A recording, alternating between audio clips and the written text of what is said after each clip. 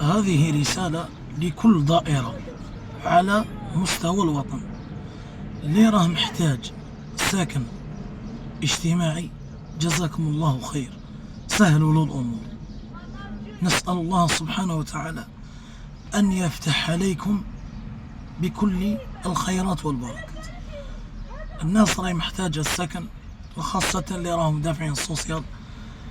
أحسن الله إليكم، والله الذي لا إله إلا هو، راهم في ضيق كبير كبير كبير، وما يعلم بهم إلا الله جل وعلا. ونحن نعلم بأناس راهم يعني كاريين يعني بيوت، صدقوني بالله عز وجل، وخبزة باش يشريها يدير لها 1000 حساب. الله يفتح عليكم وأحسن الله إليكم، ونسأل الله سبحانه وتعالى أن يجعل لكم هذا الأجر في ميزان حسناتكم يوم القيامة.